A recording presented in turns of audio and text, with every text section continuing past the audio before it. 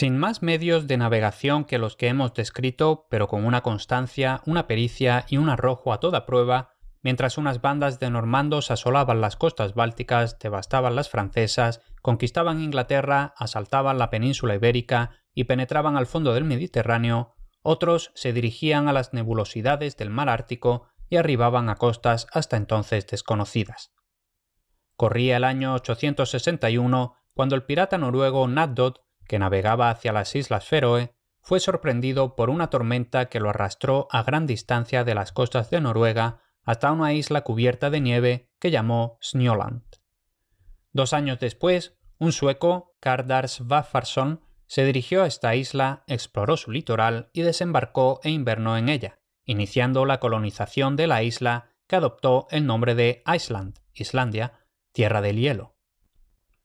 Las comunicaciones y el comercio entre Islandia y los países escandinavos fueron haciéndose estables.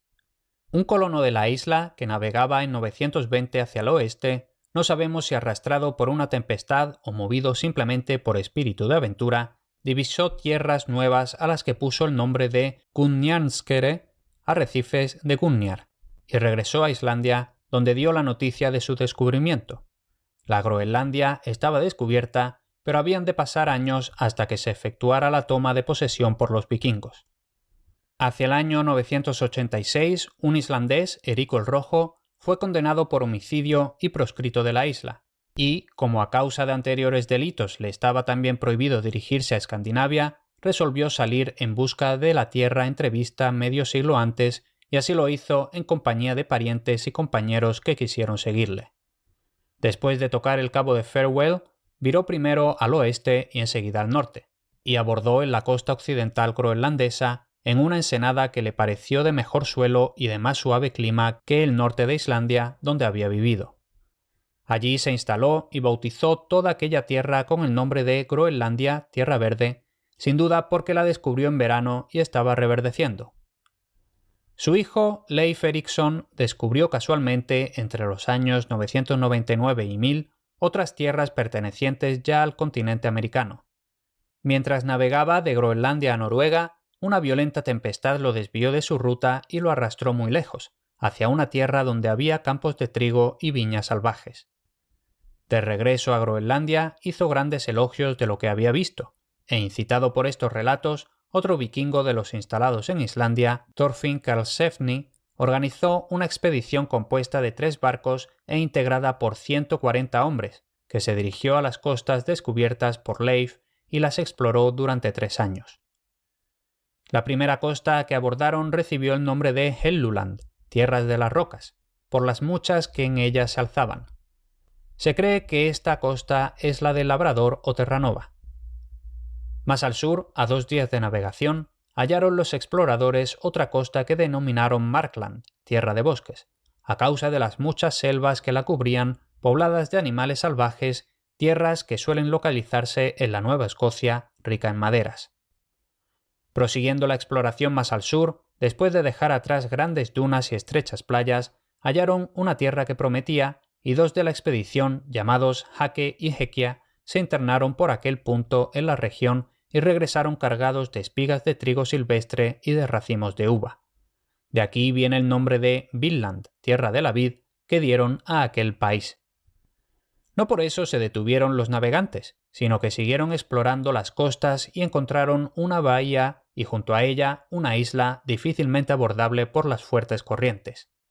Trabajo les costó a los normandos tomar tierra, pero allí se establecieron para invernar y reconocer los alrededores, correspondientes sin duda al terreno por donde se extiende hoy la ciudad de Nueva York. Durante su permanencia recibieron la visita de los indígenas salvajes a los que dieron el nombre de Skraelinges y con los que entraron en pequeños tratos comerciales o cambio de objetos. Eran de tez muy oscura, de cabellos erizados, de pómulos salientes y feo y hosco semblante. Viajaban en familias compuestas de muchos miembros y navegaban en canoas hechas de pieles de focas.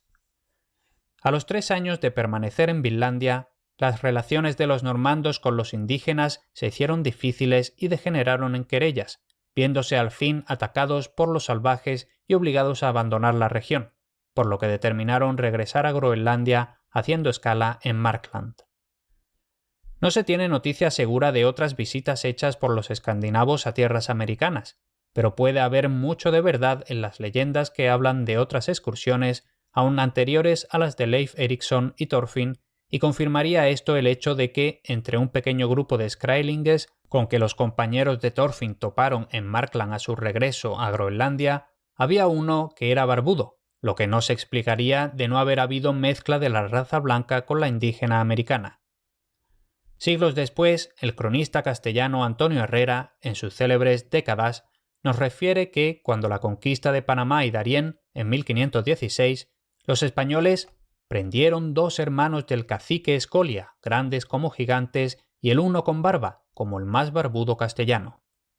Y esto para Herrera era cosa nueva entre indios. Tan espesa barba, y más aún tan elevada estatura, no se comprende en un indio de Darién, en los primeros años del siglo XVI, sino por un atavismo y por una aportación de sangre europea, en el caso forzosamente escandinava.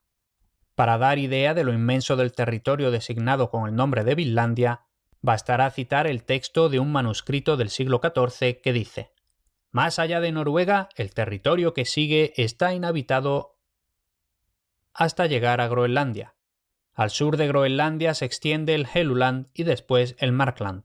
A distancia no muy grande de este último país se halla Vinland, que algunos creen que se dilata hasta el África». Esto se escribía más de un siglo antes del descubrimiento del Nuevo Mundo por Cristóbal Colón. En aquella época estaban los europeos muy lejos de tener una idea exacta de la geografía y creían que Vinlandia, prolongación de Groenlandia, era una continuación del territorio europeo, sin sospechar que se trataba de otro continente. Pero el texto citado nos da una buena idea de la que tenían respecto a su extensión.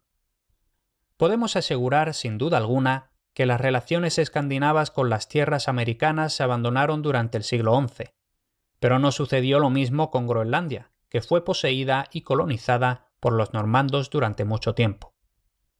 Las colonias medievales escandinavas en Groenlandia estuvieron casi exclusivamente situadas en la parte occidental, que es la más cercana a las regiones septentrionales de América. Más de 10.000 habitantes llegó a contar Groenlandia en la Edad Media. El principal de los centros urbanos, llamado Gardar, fue erigido en sede de una diócesis episcopal en 1126, y hasta se sabe que su primer obispo se llamó Arnoldo. Contaba 16 iglesias y algunos monasterios. Los colonos se dedicaron a la agricultura y especialmente al pastoreo.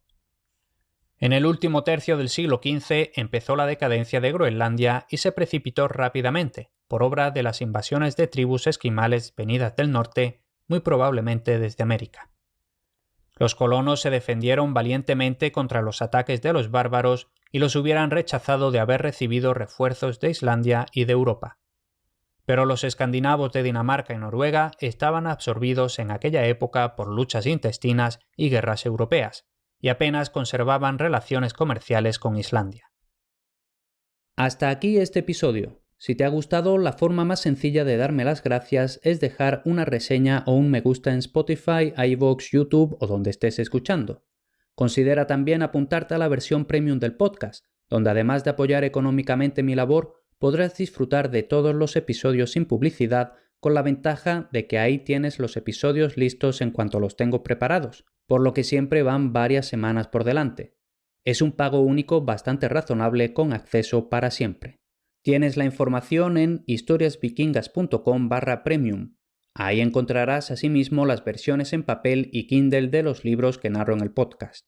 Y si solo quieres seguirme la pista de lo que voy haciendo y publicando aparte de este podcast, puedes apuntarte a mi canal de Telegram en historiasvikingas.com/telegram o a mi boletín en historiasvikingas.com/boletín.